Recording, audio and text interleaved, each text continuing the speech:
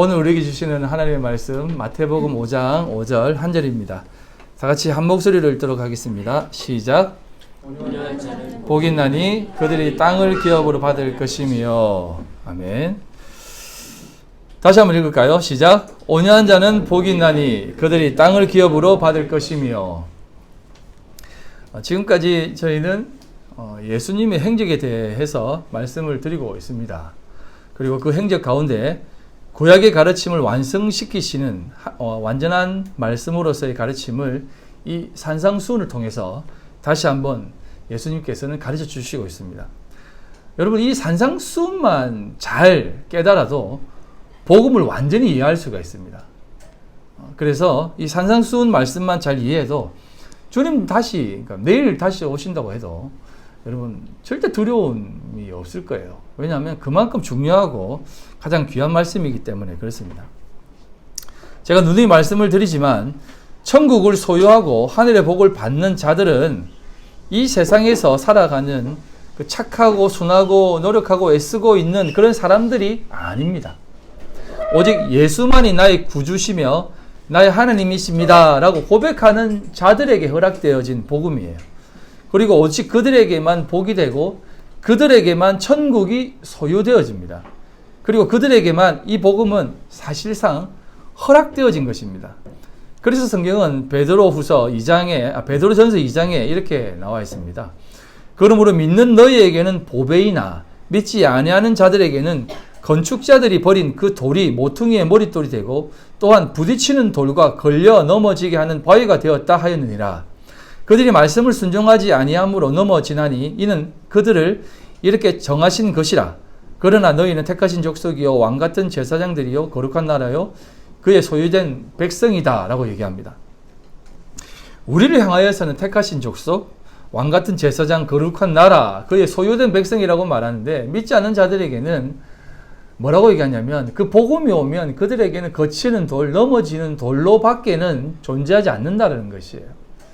그래서 우리가 이 복음을 받을 때 그 사람들에게는 그런 모습으로 들리지만 진정으로 복음을 깨달은 자들에게는 이게 참 복음으로 다가온다는 것입니다.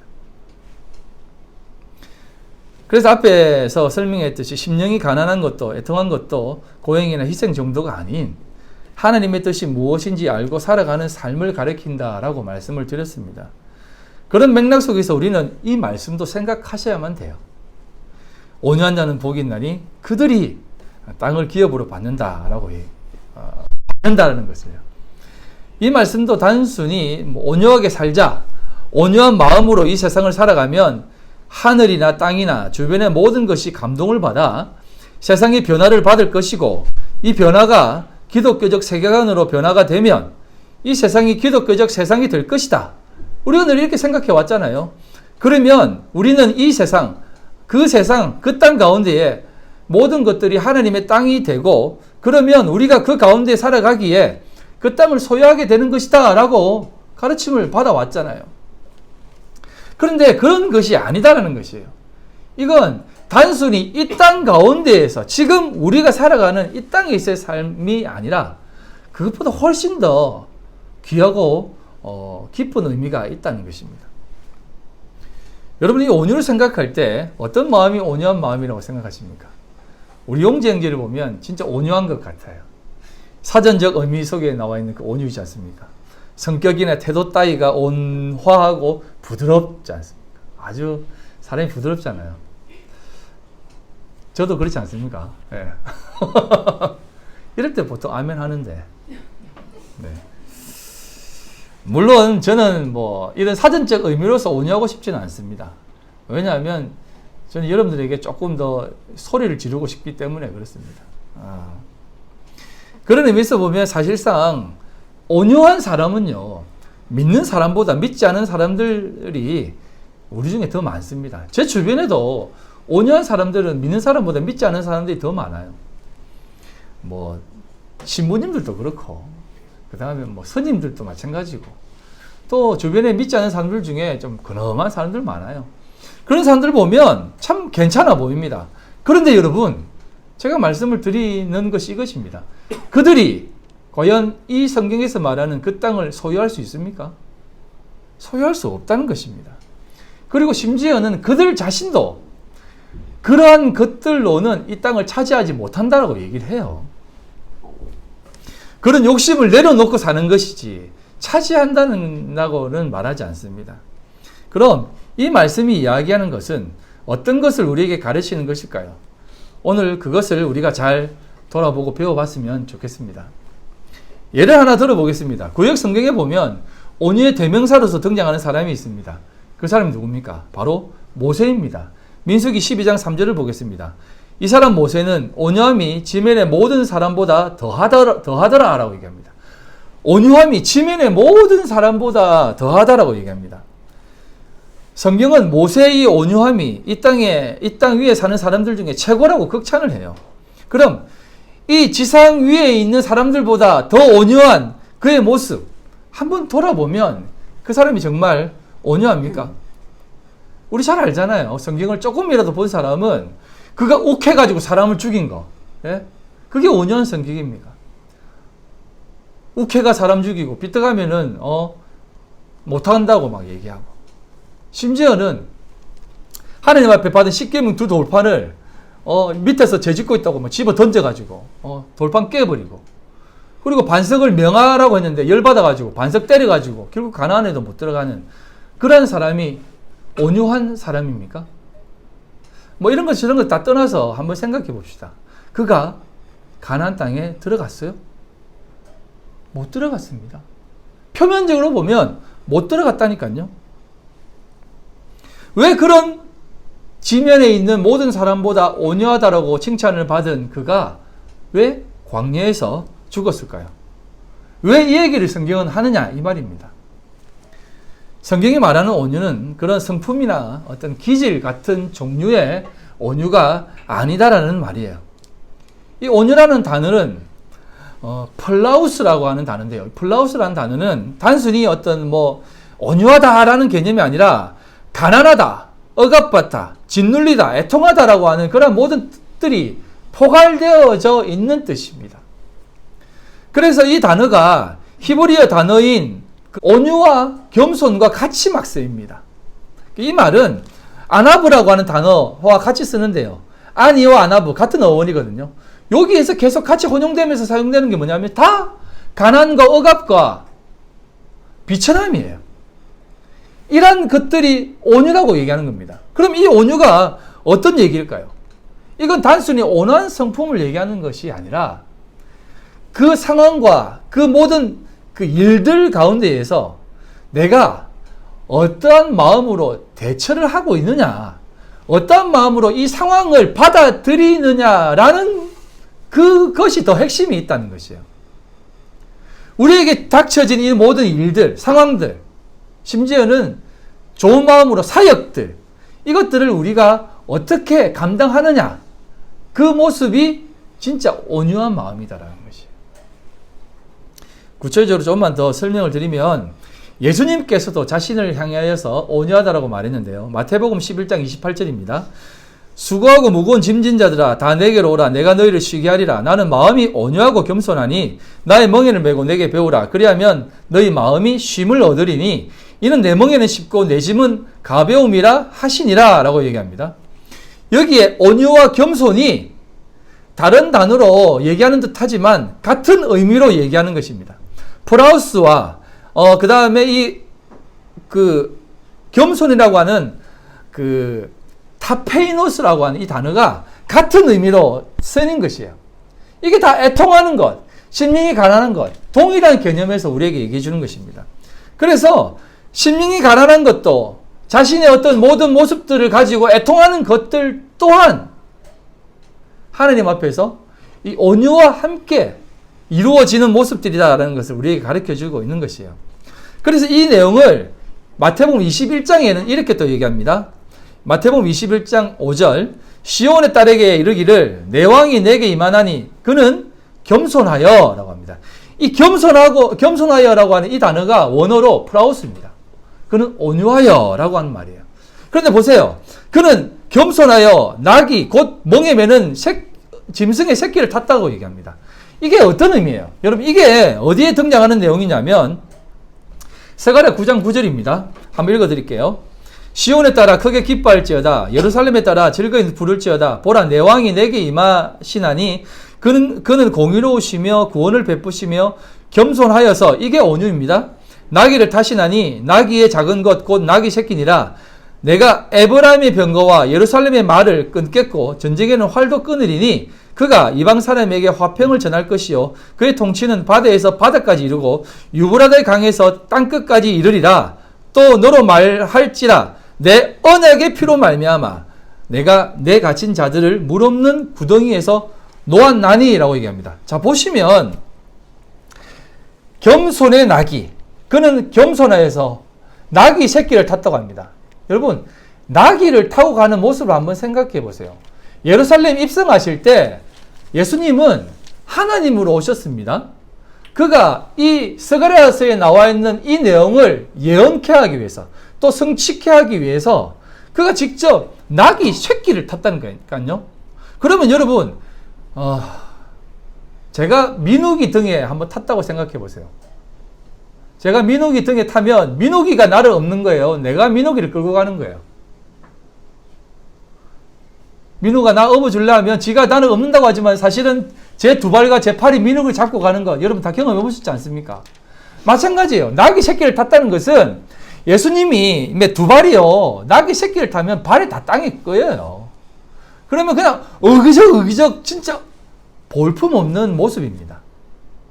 이건 무슨 말이냐면 나귀와 한 몸이 되어서 갔다라는 개념입니다. 다시 말해서 나귀가 되어서 들어가는 모습이에요. 그게 겸손의 모습이고 온유의 모습이라는 겁니다.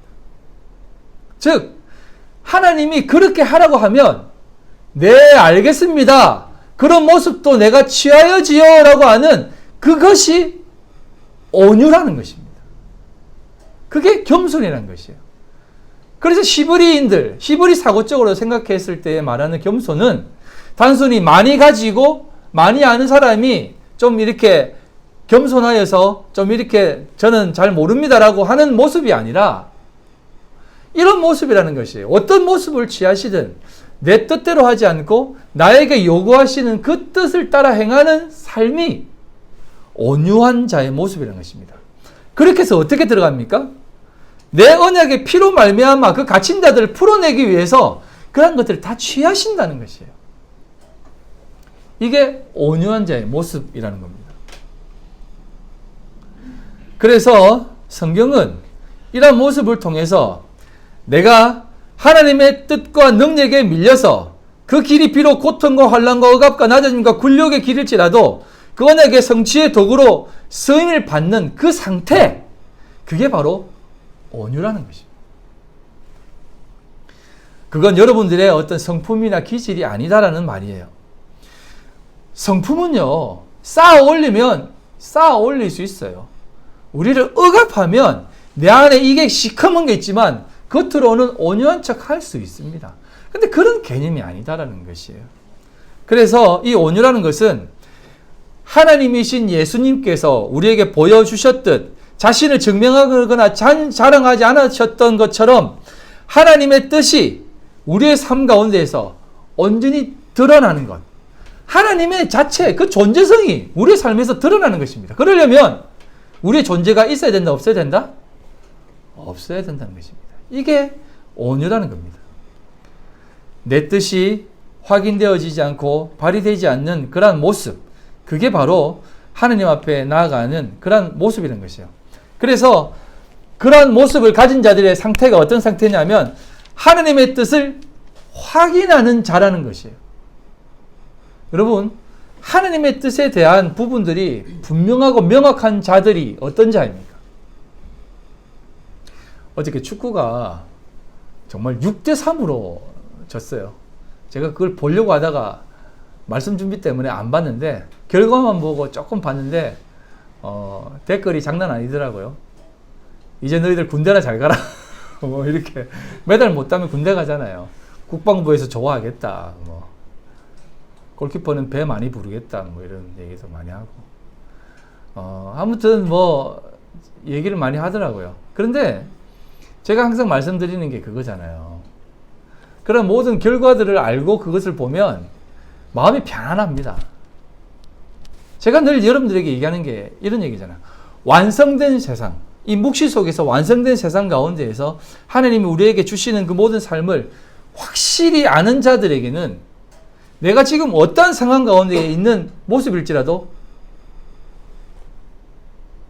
가능하게 받아들일 수 있다는 것이죠. 만약에 어저께 축구가 6대3으로 졌어요. 근데 내일 멕시코가 어떤 뭐 천재지변이라 가지고 출전을 포기해버립니다. 그럼 어떻게 되겠어요, 우리나라가? 올라가는 거 아닙니까?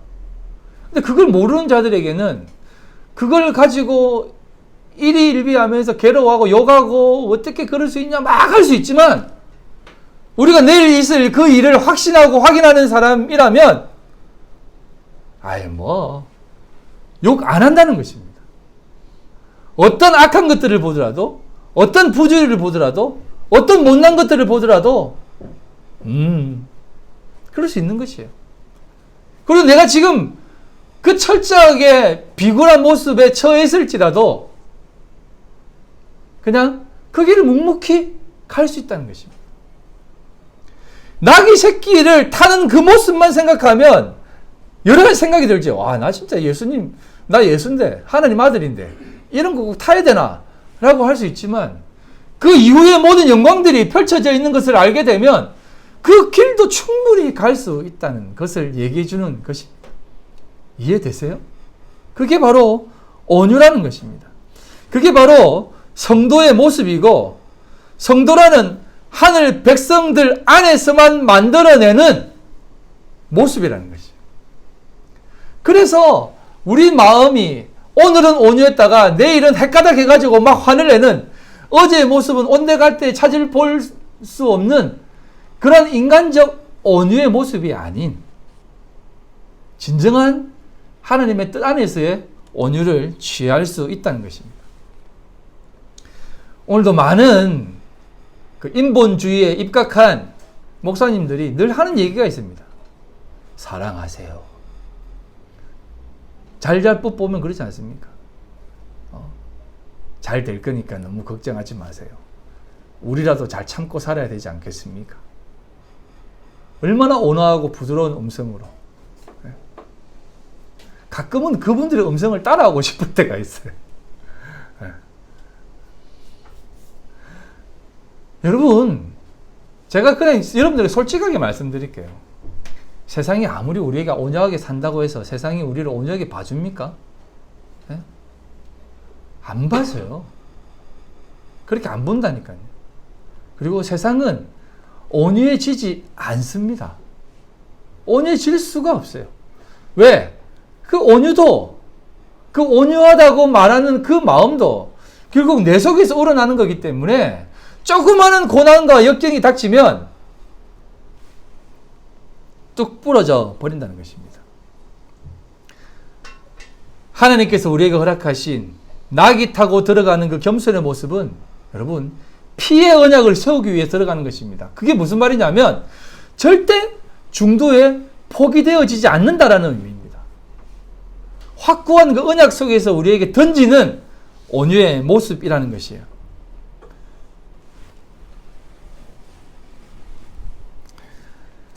예수님이 말씀하시는 이 온유는 우리에게 허락하신 그 모든 확인되어지고 확실한 삶에 대한 그 참된 믿음이 있는 자들에게 하는 얘기라는 것을 꼭 기억했으면 좋겠습니다. 여러분, 우리가 참 잘못 알고 있는 부분들이 있습니다. 여러분, 산상수훈하면 우리가 이제 TV에서 보듯이 또 그림에서 보듯이 언덕 위에서 수많은 수천 명의 사람들 등을 지고 예수님이 말했던 그 메시지라고 생각해요. 근데 성경을 자세히 들여다보면 예수님이 제자들만 데리고 산에 올라갑니다. 사람들 많이 데려가지 않아요. 여러분, 그들에게만 허락되어진 복음이에요. 그리고 나중에 그 사람들이 올라오죠. 그래서 딱 7장, 5장, 6장, 7장까지 딱 끝나고 8장부터 사람들이 모이지 7장까지는요. 산상 복음이라고 해서 제자들 그 제자들에게만 하는 얘기입니다. 구별되어지는 사람들에게만 딱 던지는 메시지예요. 그래서 이 얘기는 세상 사람들이 들을 수 있는 얘기는 아니에요. 그래서 지금들도 많은 사람들이 온유하면 그런 온유로만 생각하는 것입니다. 심지어는 교회에서까지도 그렇게 얘기해요. 그런 것이 아니다라는 것입니다. 진정으로 자기 부인의 상태, 하나님의 뜻을 따라 알아갈 수 있는 것은, 내가 부인될 수 있는 것은요, 나에게 주어진 그 인생이 얼마나 크냐에 따라서 이게 다 부인되어져요. 내가 앞으로 돈 1,000억, 1조 줄 테니까 3일 동안 개처럼 짖고 돌아다녀라 하면 여러분들 그러지 않겠습니까?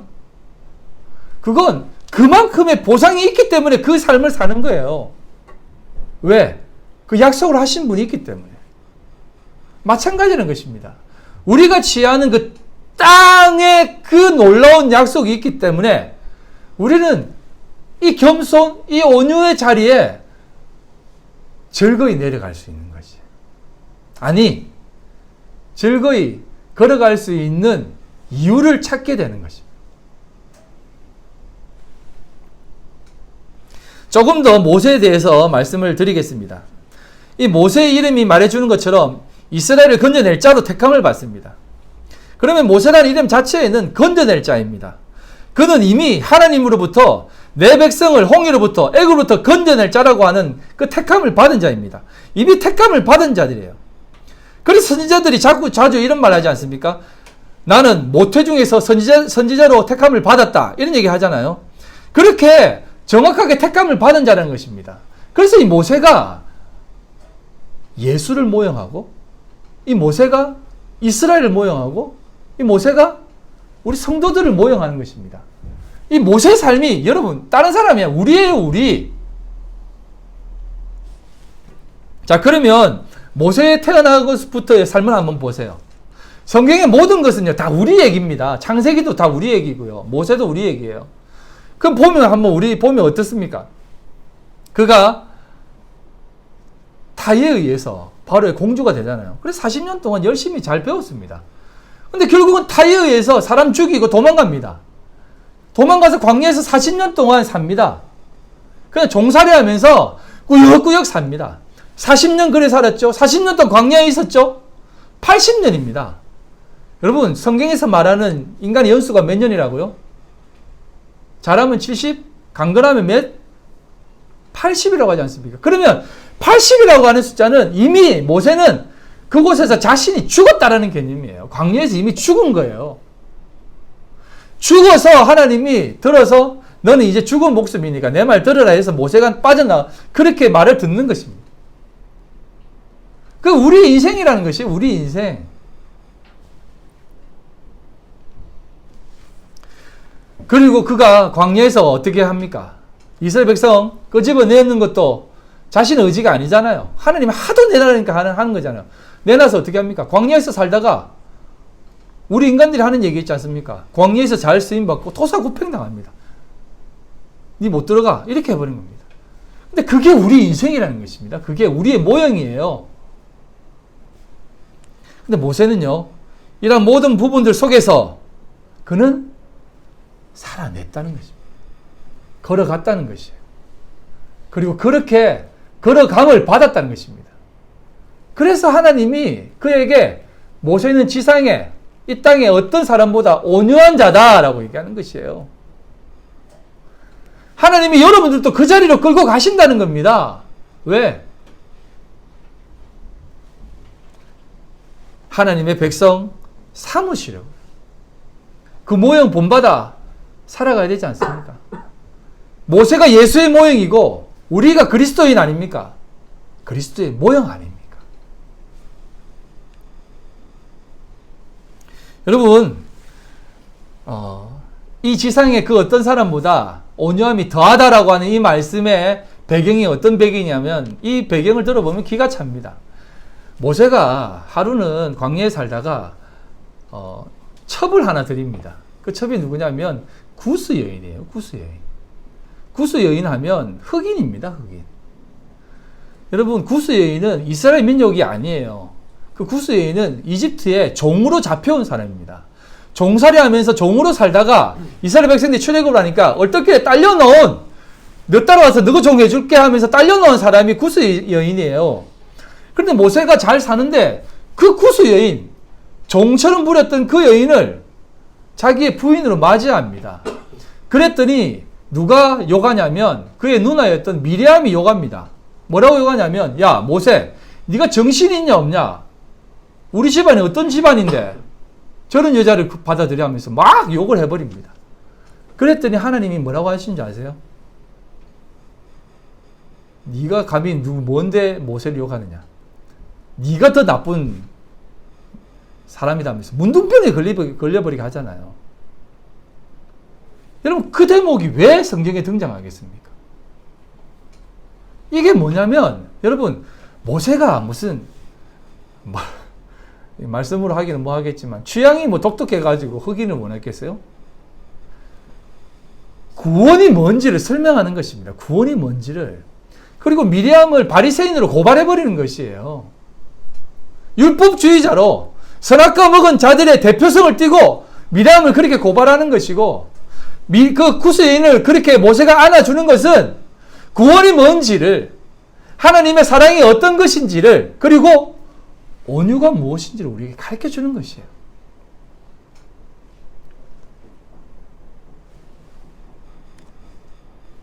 그래서 이것을 우리에게 보여주시는 것입니다. 여러분, 모세가 그 수많은 여인 중에 뭐가 좋아서 그 여자를 선택했겠습니까? 하나님이 그에게 그를 선택하셨다는 것이에요. 그래서 그가 선택한 것입니다. 근데 그거 가지고 지적할 때 니는 모자랐다고 하면서 이렇게 문둥병에 걸려버리게 하는 것은 하나님이 우리에게 구원을 설명해 주는 것입니다. 그래서 성경에서 말하는 이 온유라는 것이 이러한 배경에서 등장한 말을 꼭 기억하시기 바랍니다. 그렇다면 이 온유가 무엇이겠습니까? 하나님께서 허락한 그 모든 상황 가운데에 어떻게 대처하고 순종하고 따라가는 모습을 취하는지, 그러한 모습으로 살아가는 그것이 온유라는 것 아니겠습니까? 그리고 여러분, 예수님을 한번 보세요. 예수님은 자신을 가리켜서 온유한 자라고 얘기하지 않습니까? 하지만 예수님은요, 사실상 그렇게 온유한 분이 아니었습니다. 성전 청결하면서 다 엎어버리고 욕해버리고 종교 지도자들, 어른이거든요. 어른들한테 이 독사의 새끼들이라고 하면서 쌍욕을 해버리고, 이게 예수님이에요, 예수님. 예? 그렇다고 뭐 쌍욕 너무 하지 마시고 다들. 예? 이게 예수님이라니까요. 이런 얘기하면 사람들이 좀 싫어하는데, 그런데 예수님은 자신을 가리켜서 온유한 사람이라고 얘기합니다. 성경이 얘기하는 온유는 그런 온유가 아니라는 것이에요. 신약 성경에 이 온유, 프라우스는 또 다른 한 곳에 등장하는데요. 그게 베드로전서 3장입니다. 우리 남편들이 제일 좋아하는 구절 중에 하나인데요. 아내들아, 이와 같이 자기 남편에게 순종하라.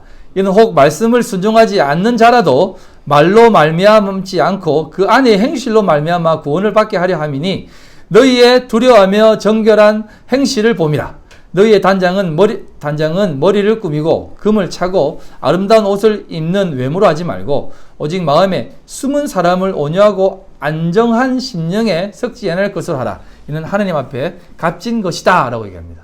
아멘. 예. 여기 보면 남편에게 순종하라는 얘기를 하면서 그 숨은 사람의 온유하고 안정한 심령이라고 얘기하는데, 이 숨은 사람이란 말이 좀 번역이 좀 이상한데 속사람이라는 뜻이에요. 속사람. 이 속사람이 온유하고 안정된 심령을 가지고 있어라는 것입니다. 이 안정된이라고 하는 헤시키오스라고 하는 단어는 그 흔들리지 않는 편안함, 그런 개념이에요.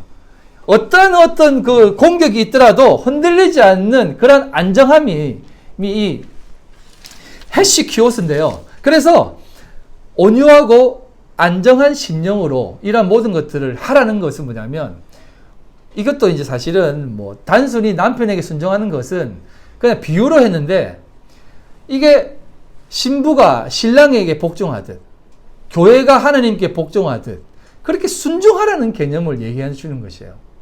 여러분 성경은요. 아내에게 복종하라, 남편에게 순종하라, 뭐 아내를 사랑하라, 뭐 남자 여자 뭐 헤어지지 마라. 이게 그냥 뭐 윤리 도덕적인 책이 아니에요. 이것은 다 하나님과 우리와의 관계입니다. 신랑 되신 하나님, 예수님, 신부된 교회, 그리스도인 이 두 교회의 관계 속에서 얘기하는 것이에요. 그래서 여러분 우리가 부부도 마찬가지입니다. 아내가 남편에게 순종하라고 하는 그 이유는 뭐냐면 이것을 통해서 교회가 하나님께 순종하는 것이 무엇인지를 배우라는 것이에요. 그런데 이걸 통해서 그걸 배우려고 하지 않고 권위적으로 이렇게 지배하려고 하면 안 되는 것이에요. 왜? 하나님이 절대 우리를 지배치 않거든요. 하나님은 늘 우리를 사랑하는 마음으로 한다는 것입니다.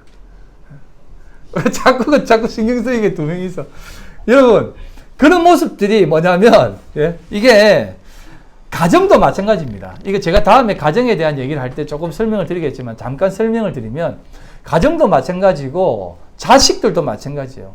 부부도 왜 있냐면, 이 부부를 통해서 하나님을 깨닫게 하시기 위해서 있는 것이에요. 그러지 않으면, 이 부부도 사실은 의미가 없어요. 많은 사람들이 행복한 가정, 뭐 좋은 가정 해가지고 막 사진 찍어가지고 올리고 막 좋아가지고 막 행복한 모습을 하고 우리 가정은 행복한 가정 만들 거야. 여러분, 그만큼 우상 삼는 것도 없어요. 제가 감히 이렇게 말씀드리겠습니다. 왜 예수님께서 천국에는 시집도 없고 장가도 없다라고 말씀하신지 아세요? 여러분, 이 땅에 있는 모든 상황과 환경은 다 하나님 배우라고 우리에게 허락하신 것입니다. 자녀도 마찬가지예요. 우리가 왜 진정한 아비가 되냐면 우리 육의 자녀만 우리 자녀가 아니에요. 모든 믿음의 자녀들이 다 우리 자녀라니까요. 그들에게 믿음의 본을 보이고 살아가는 것이 진정한 믿음의 아비예요. 이거 되라고 우리에게 자녀를 준 겁니다. 근데 내 자녀만 사랑하고 남의 자녀는 사랑하지 않으면 그거는 사실은 조금 못난 모습이에요. 그래서 이 가정도 하나님의 사랑을 깨닫게 하시게 준 것입니다. 그래서 그것이 더 귀하게 자라갈 때, 이것을 통해서 하나님을 알 때 그 가정이 진짜 가정이지, 내 가족 하는 것은 그건 옳은 가정 아닙니다. 옆으로 잠깐 샜는데, 아무튼 그런 모습 속에서 살아가는 것, 여러분, 이런 확고한 안전함이 있을 때 우리가 남편한테 순종할 수도 있는 거예요. 이건 하나님의 마음을 잘 깨달으라고 주신 것입니다. 그러니까 그런 게 아니라 하나님이 우리를 끝까지 절대 놓치지 않는다라고 하는 그 확실한 안정한 심령이 있을 때 온유가 드러난다는 것이에요. 그래서 베드로 사도는 그러한 것들을 통해서 우리에게 다시 한번 가르쳐 주는 것이 이런 것이고, 또 사도 바울은 이 부분에 대해서 이렇게 얘기합니다. 빌립보서 2장 5절로 8절, 너희 안에 이 마음을 품으라. 이게 속마음이거든요. 곧 그리스도 예수의 마음이니 그는 근본 하나님의 본체시나 하나님과 동등됨을 취할 것으로 여기지 아니하시고 오히려 자기를 비워 종의 형체를 가지사 사람들과 같이 되셨고 사람의 모양으로 나타나사 자기를 낮추시고 죽기까지 복종하셨으니 곧 십자가에 죽으심이라. 이게 온유한 예수님의 마음입니다. 이 마음을 품으라고 하십니다. 속마음, 그 안정된 마음, 이게 그 마음이라는 것입니다. 이게 천국 백성들의 존재 양식, 존재 모습이라는 것입니다. 그냥 점차적으로 우리에게 확인되어지고 자라나는 개념이 아니라 이미 완성된 천국 백성들이 취하여야 될 모습이라는 것이에요. 그래서 이러한 모습 속에서 흔들리지 않는 그 온유함이 어떠한 상황 가운데 있을지라도 그 온유함을 유지하는 것, 이게 참된 온유의 모습이라는 것입니다. 그래서 하나님이 여러분들을 목적지까지 끌고 가시기 전까지는 여러분 마음대로 살게 놔두지 않으실 겁니다. 왜? 그게 온유이기 때문에 그렇습니다. 그렇게 해서 이 역사 속에서 우리의 인생, 그 자신의 인생이 하나님의 언약 속에서 완료의 자리를 향해 정해진 그런 모든 것들을 취하는 자라는 것을 깨닫게 하시고, 그렇게 해서 우리에게 고난이라든지 역경이라든지 모든 것들을 바라보고 확인하게 하신다는 것입니다. 그렇기 때문에 제가 여러분들에게 늘 강조하는 게 이거 아닙니까? 이 세상에 되어지는 것들을 통해서 이래 희비하지 말라는 것이에요. 하나님 바라보며 겸허한 마음으로, 온유한 마음으로 이 세상을 바라보라는 것입니다. 그게 복음을 가진 자이고 참된 성도의 모습이라는 것이에요. 그래서 제가 우리 성도들 모습 보면 그래도 좀 많이 훌륭해지신 것 같습니다. 예. 세상 사람들이 그동안 막 해왔던 모습들, 그리고 심지어는 교회 사람들이 행하는 모습들을 바라보면서 우리의 이해 폭이 굉장히 넓어진 것 같아요. 근데 그것으로 다 되었다고 생각하지 마세요. 더 깊어지고 더 귀한 모습이 되어야 되실 줄 믿습니다. 이것으로 하나님을 배우게 되고 신실하게 나아갈 때 그들에게 하나님이 복이 있다라고 얘기하는 것입니다. 베드로전서 2장 23절로 24절입니다. 욕을 당하시되 맞대어 욕하지 아니하시고 고난을 당하시되 위협하지 아니하시고 오직 공의로 심판하시는 이에게 부탁하시며 친히 나무에 달려 그 몸으로 우리의 죄를 담당하셨으니 이는 우리로 죄에 대하여 죽고 의에 대하여 살게 하려 하심이라. 그가 채찍에 맞음으로 너희는 나음을 얻었다. 그가 그렇게 사심으로 우리가 복을 받았다라고 하는 개념이에요. 그러면 우리는 어떻게 됩니까? 우리도 이러한 모습을 취하셔야 된다는 것입니다. 예수님이 누구에게 부탁했다고요? 하나님께 부탁했다는 것입니다. 자신이 직접 하지 않았다는 것입니다. 하나님께 부탁했다는 것이에요. 우리도 마찬가지입니다. 그래서 제가 지난주부터 계속해서 강요하는 게 제발 뭔가 하려고 하지 마라. 하나님께 구하고 좀 하나님의 뜻을 구해야지. 우리 여러분 통성기도 하면 자기 할 거 다 얘기하고 하나님 뭔가 말하려면 됐습니다. 이제 갑니다 하고 다 가잖아요. 하나님 말씀하고 싶은데 절대 하나님 얘기는 안 들으려고 하고. 그래서 다윗이 아들 압살롬에게 쫓겨갈 때 시므이라는 놈이 쫓아오면서 그를 막 저주합니다. 죄를 뿌리면서 저주합니다. 네가 그러고도 왕이냐 하면서 막 욕할 때 부하들이 가서 때려 죽여버릴까요? 그러니까 다윗이 뭐라고 하는지 아십니까? 놔둬라. 하나님이 저렇게 하시는데 내가 어떻게 하겠느냐? 저놈 죽이면 또 다른 누군가가 와서 나에게 더 조롱할 것이다. 하나님이 하시는데 내가 그걸 받아야지. 하면서 그렇게 그 조롱을 받으면서 걸어갔다는 것입니다.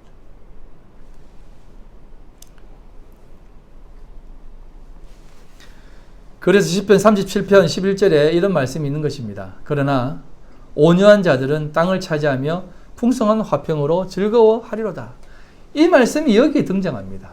예수님이 이 말씀을 취해서 이 온유한 자라고 하는 얘기를 하신 것이에요. 이 온유한 자들이 땅을 차지한다라고 하는 이 풍부한 화평에 살아가는, 이 즐거움에 살아가는 모습, 이게 어떤 모습인지 아세요? 이게 쭉 등장하는 게 뭐냐면 땅을 차지하는 자들의 모습을, 그 온유한 자의 모습을 이렇게 얘기합니다. 3절에는요 여호와를 의뢰하는 것이라고 얘기하고 있고요, 4절에는요 여호와를 기뻐하는 것이다라고 얘기하고 있고, 5절에는 자신의 길을 여호와께 맡기는 것이다라고 얘기하고 있고, 7절에는 여호와 앞에서 잠잠하고 기다리는 것이다라고 얘기하고 있고, 9절에는 여호와를 소망하는 것이다라고 얘기합니다. 그리고 10절에는 악인들은 다 망하게 될 것이다라고 말씀하신 이후에 11절에는 온유한 자는 땅을 얻을 것이다라고 딱 선포해버리는 것입니다. 여러분 이해되십니까? 이게 받아들이셔야 돼요. 여호와 하나님을 철저히 안정된 심령으로 의지하고 어떻게 어디로 이끌어 갈지는 모르지만 그것을 신뢰하고 걸어갈 때 악인들, 자신을 공격하는 악인들이 지금 눈앞에 있지만 그들은 다 멸망할 것이고 우리는 반드시 그 땅을 차지한다는 것입니다. 멸망할 악인들의 그 대척점이 있는 것, 구원받는 성도들의 모습을 총칭하는 것, 그게 오늘 그들이 땅을 차지한다라고 하는 말씀에 담겨져 있는 참된 의미라는 것입니다. 그래서 복받는 자들에게 허락될 땅에 대한 이야기를 뭐라고 얘기하냐면 9절에 이렇게 합니다. 진실로 악을 행하는 자들은 끊어질 것이나 여호와를 소망하는 자들은 땅을 차지한다. 자, 보십시오. 악을 행하는 자들에게는 끊어진다고 하고 여호와를 소망하는 자들은 그 땅을 차지한다고 얘기합니다. 그리고 주의 복을 받는 자들은 땅을 차지하지만 주의 저주를 받는 자들은 끊어진다고 얘기합니다. 그리고 의인이 땅을 차지하고 그게 영원히 산다고 했는데 한번 여러분 보시면 의인들이 땅을 차지하고 영원히 산다라고 했는데 주님이 하나님이 성경을 통해서 우리에게 뭐라고 말씀하십니까? 이 땅에 의인이 있다고요? 하나도 없다고 합니다. 그러면 이 땅을 차지하는 자들이 있다 없다? 없다. 아무도 없는 것이에요. 사실은 없는 것입니다. 그러면 여기에 약속되어 있는 의인이 취하는 땅은 어떤 땅을 이야기하겠습니까? 여러분, 요게 좀 중요한데요. 요 얘기를 좀 잘 들으시기 바랍니다. 여러분, 의인이 이 땅을 차지한다고 했을 때 이 땅에 의인은 아무도 없다고 얘기합니다.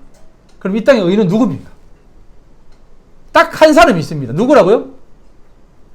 예수님이에요. 그럼 이 땅을 차지하는 사람은 누구밖에 없다고요? 예수밖에 없어요. 이걸 얘기해주고 싶은 거예요.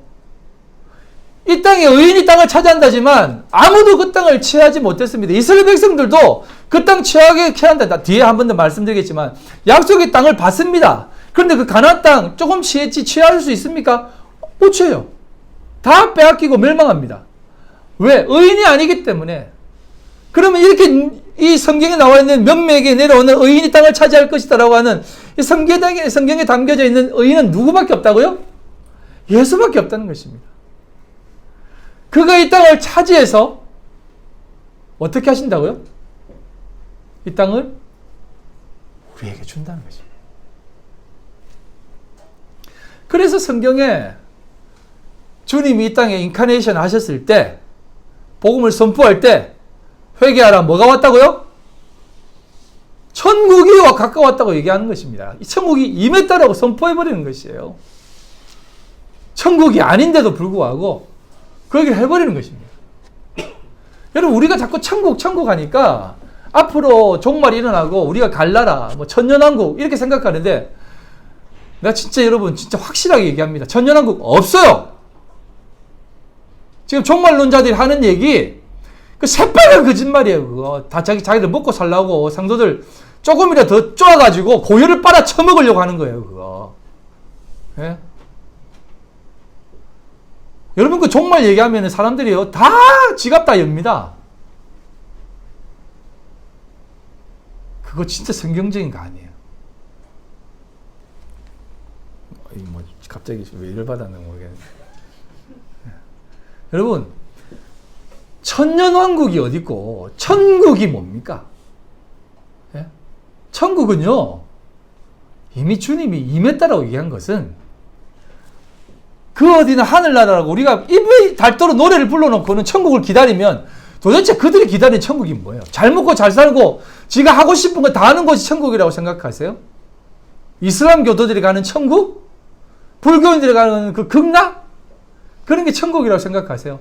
아닙니다. 그렇게 관념화 시켜놓은 천국은 천국이 아니에요. 천국은 오직 하나님이 나와 함께하는 그곳이 천국인 것이에요. 여러분 자꾸 그게 천국이 아니다고 부인하고 싶어서 그렇지. 근데 여러분 성경은 자꾸 우리에게 얘기하는 것이 그런 얘기예요. 그 땅 이미 너희 안에 임했다. 여러분 주님 만나고 싶다며요. 근데 주님이 뭐라 합니까? 우리 안에 이미 들어오셨다고 얘기하잖아요. 그러면 이 들어있는 분은 누구고 만나러 가는 분은 또 누구예요? 지금도 막 계속 만나고 싶다. 천국이 임했으면 좋겠다. 정말 임했으면 좋겠다 하는 사람들은 솔직히 그 속에 예수 없는 사람이에요. 예수가 없으니까 예수 보러 가려고 하는 거지. 그게 무슨 그리스도인이에요? 종교인이지.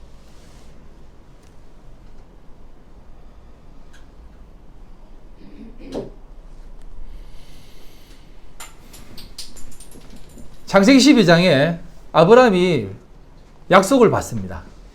너는 본토 친척 아비 집을 떠나 내가 명하는 그 땅에 가라. 내가 너를 큰 민족을 이루고 내가 내게 복을 주어 너로 하여금 그 땅이, 그곳이, 너의 민족이 복을 얻을 것이다 라고 얘기합니다.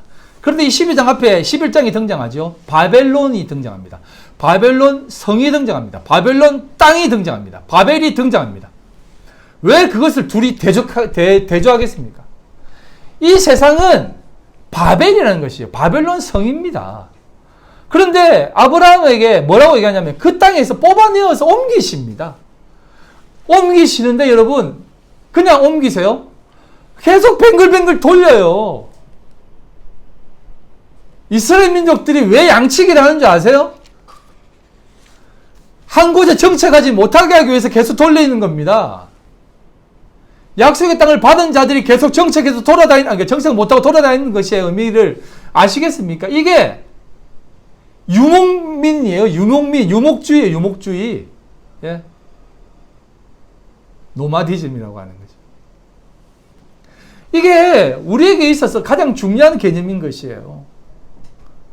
하나님은 이 땅에 땅을 기업으로 받는다는 개념이 아니라 네가 어디를 가든지 하나님이 함께 한다라고 하는 개념을 우리에게 가르쳐 주시고 있는 것입니다.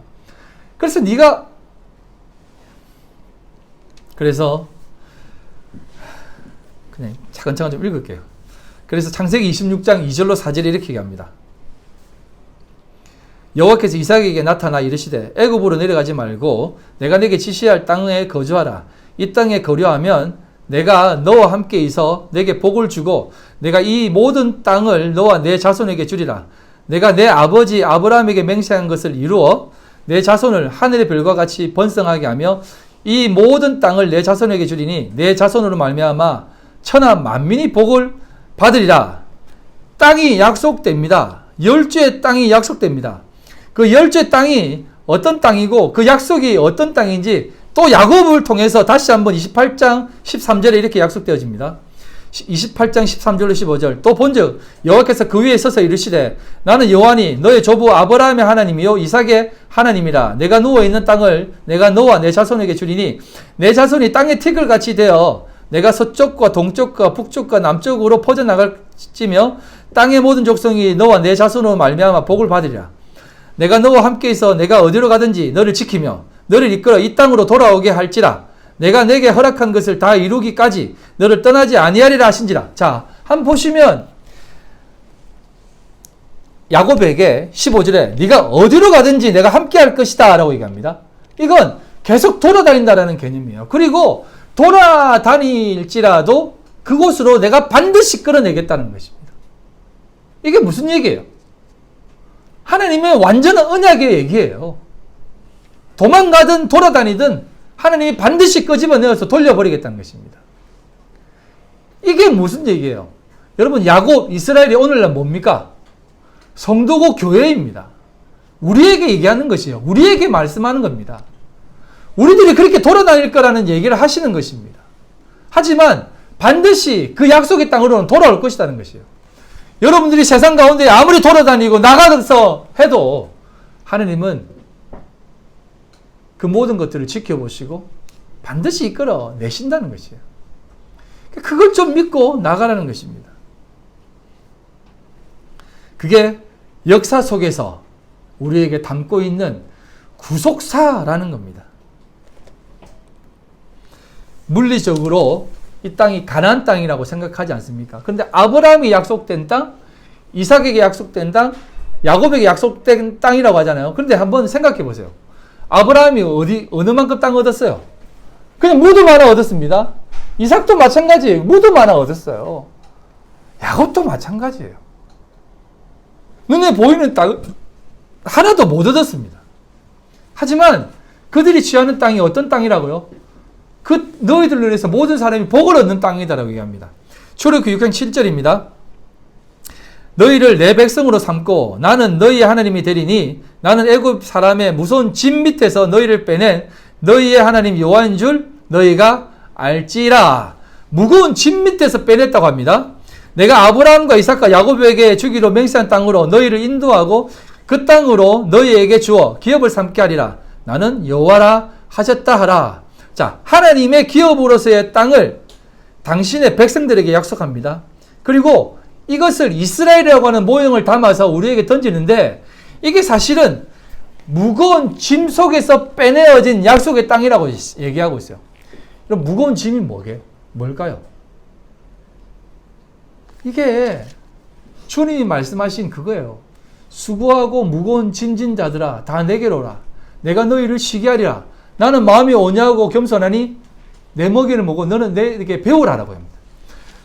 수고하고 무거운 짐진 자들아 다 내게로 오라 하면서 수고 무거운 짐을 얘기하면서 쉬게 하리라고 하는 그 두 개를 딱 연결시키면서 그 안에 뭘 집어넣냐면 온유를 집어넣습니다. 이해하시겠어요? 수고하고 무거운 짐이 있는데 그게 굉장히 쉼을 얻는 짐이라고 해요. 어떻게 했을 때? 온유했을 때. 온유한 마음이 있으면 이 수고하고 무거운 짐이 아니라 쉼을 얻는 짐이다라는 것이에요. 그래서 여러분, 교회가 가는 길이 어렵고 힘들지만 오직 예수로 인해서 우리가 쉼을 얻을 수 있는 것은 그분이 우리의 모든 것 되신다라고 하는 그 확신 속에서 그 일을 감당해내는 것 아니겠습니까? 여러분, 제가 진짜 이상한 교회, 헌금 요구하는 교회, 이런 데서 막 돈 펑펑 내고 돈 자랑하는 사람들 얘기하는 것이 아니라, 진짜 헌신하고, 진짜 섬기고, 희생하는 사람들이 있어요. 그들이 왜 그렇게, 자신은 그렇게 어렵게 살면서도 사람들에게 섬기며, 사람들에게 애를 쓰는 그 이유가 무엇이겠습니까? 나에게 그것을 요구하시기 때문에 그걸 하는 것이에요. 하나님이 나에게 그렇게 하게 하시기 위해서 그 일을 하는 것입니다. 사람들이 볼 때는 이해가 안 되죠. 네가 용가리 통뼈가 왜 그런 짓을 하냐 이렇게 얘기할 수 있지 않습니까? 근데 나는 그게 참 쉼을 얻는 방법이야 라고 하면서 그렇게 걸어가는 것입니다. 그게 진짜 내려놓는 모습이에요.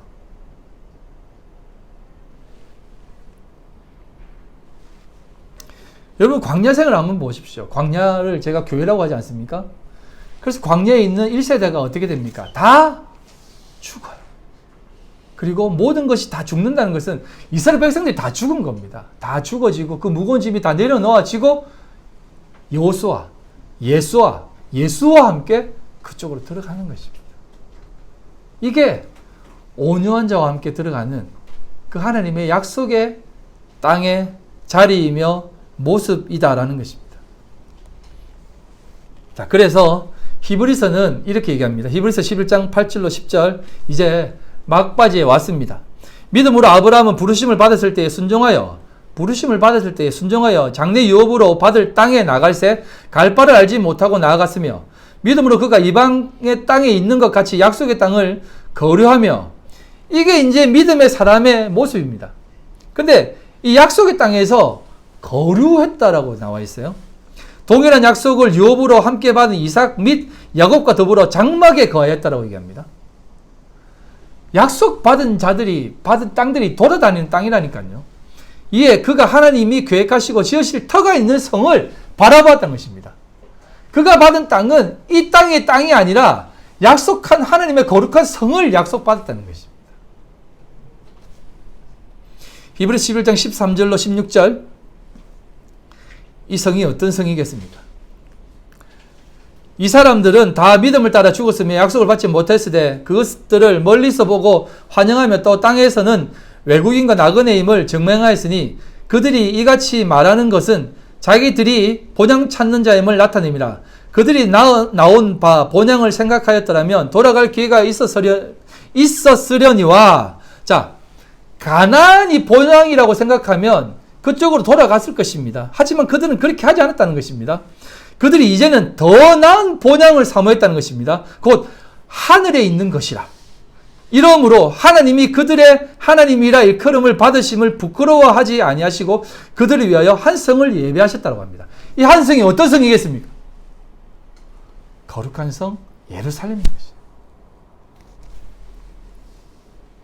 이게 이스라엘 백성들, 육적 이스라엘 백성들, 지금도 이스라엘 백성들 한번 보세요. 이 약속을 땅의 개념으로, 육의 땅의 생각을 해가지고 그 예수로 예루살렘 탈환하려고 그렇게 생 난리를 부리고 있잖아요. 억지를 부리잖아요. 살고 있는 사람들 쫓아내려고 하고. 그게 이스라엘, 육적 이스라엘의 모습이에요. 우리의 모습이에요. 우리의 모습. 예? 교회에게 뭐 조금이라도 손해가 가면 막 종교 탄압이라고 막 데모하고. 그런 것이 아니라 하나님께서 허락하신 그 땅, 그곳, 그렇게 할 하나님의 거룩한 성, 예루살렘, 새 예루살렘, 그것을 바라보라는 것입니다. 그게 어디예요? 그게 요한계시록 21장에 나와 있는 말씀 아닙니까? 또 내가 새 하늘과 새 땅을 보니 처음 하늘과 처음 땅이 없어졌고 바다도 다시 있지 않더라. 여러분, 바다가 다시 있지 않았다는 것은 제가 말씀드렸지 않습니까? 바다는 저주의 땅입니다. 다 죽는 곳이 바다예요. 근데 이게 없어졌다는 것입니다. 또 내가 보면 거룩한 성 새 예루살렘이 하나님께로부터 하늘에서 내려오니 그 준비한 것이 뭐 같다고요? 신부가 남편을 위하여 단장한 것 같더라. 신부라고 얘기합니다. 교회를 얘기하는 것이요. 내가 들으니 보좌에서 큰 음성이 나서 이르되 보라, 하나님의 장막이 사람들과 함께 있으며 하나님이 그들과 함께 계시리니 그들은 하나님의 백성이 되고 하나님은 친히 그들과 함께 계셔서 모든 눈물을 그 눈에서 닦아주시리니 두시니 다시는 사망이 없고 애통하는 것이나 곡하는 것이나 아픈 것이 다시 있지 아니하리니 처음 것들이 다 지나갔음이러라. 온유한 자들이 기업으로 받는 것이 무엇이라고요? 이 땅은 참된 천국, 새 예루살렘, 다시는 슬픔이 없는 그 놀라운 하나님의 언약의 땅이라는 것입니다. 그래서 그것이 곧 예수라는 것이에요. 예수가 우리에게 그렇게 오셔서 모퉁이들이 되시고 산돌이 되시고 반석이 되시고 그렇게 우리에게 오셔서 내가 너의 참된 땅이 되어주겠다라고 하시는 게 온유한 자들이 땅을 기업으로 받는 것입니다. 아시겠습니까? 말씀을 맺겠습니다. 10편 46편 1절로 3절입니다. 하나님은 우리의 피난처시요 힘이시니 환난날에 만날 큰 도움이시라. 그러므로 땅이 변하든지 산이 흔들려 바다 가운데 빠지든지 바닷물이 솟아나고 뛰놀든지 그것이 넘침으로 산이 흔들릴지라도 우리는 두려워하지 아니하리로다. 아멘. 여러분, 우리 하나님이 우리의 참된 땅입니다. 반석이고 거룩한 성이고 그 약속의 참된 존재로 우리에게 계십니다. 두려워하지 마십시오. 흔들리지 마십시오. 여러분, 왜 두려워합니까? 이 상황이 뭐가 두렵습니까? 죽으면 죽으리라. 여러분, 이 고백이 그냥 내가 그냥 뭐 한번 멋지게 살고 확 초기화지 죽겠다 이런 개념입니까? 그게 아니에요. 어떤 고난이 있을지라도 온유한 모습으로 그 길을 걸어 하나님 땅 가운데에 그 땅을 취하는 자가 됐겠다라고 하는 그 약속이 담겨져 있다. 이 말 아니겠습니까? 힘내십시오. 여러분은 온유한 자입니다. 그리고 반드시, 아니, 이미 여러분 땅을 소유한 자들이에요. 그리고 그 자이기 때문에, 복받은 자이기 때문에 온유할 수밖에 없습니다. 이게 조금 두렵습니다. 온유할 수밖에 없어요. 낙이 타고 입성시키기도 하고, 예, 헐벗고 굶주림의 자리에도 보낼 수도 있습니다. 근데 그거 온유하게 걸어가십시오. 그러면 하나님이 여러분들을 가장 귀하게 세워주실 줄 믿습니다. 기도하시겠습니다. 하나님 아버지, 영광과 찬송을 올려드립니다. 오늘도 우리에게 허락되어진 이 온유의 자리, 복 있는 자에게 허락된 자리임을 기억하고 마땅히 이 온유의 자리를 취하게 해주시고 겸손히 걸어가게 하여 주시옵소서. 아니, 그럴 수밖에 없는 자임을 알고 감사하며 기뻐하며 걷게 하여 주시옵소서. 오늘도 빈손 들고 나오지 않고 아버지 앞에 겸손히 물질 드립니다. 하나님 아버지 받아주시고 인도해 주시옵소서. 쉽지 않은 가운데에, 어려운 가운데에 주님 앞에 겸손히 드려오니 하나님 기뻐 받아 주시옵고, 이 물질 사용되어지는 곳에 오롯이 하나님의 뜻만 드러나게 하여 주시옵소서. 하나님 기뻐 받아 주시옵소서. 지금은 우리 주 예수 그리스도의 그 크신 은혜와 아버지 하나님의 극진하신 사랑하심과 성령님의 교통인도 역사 충만하심이 오늘도 복된 자로 그 온유의 자리에 거하기로 다짐한 우리 모든 성도들 머리와 그들 가정과 직장과 사업과 삶의 터전 위에 지금으로부터 영원토록 함께 있을지어다. 아멘.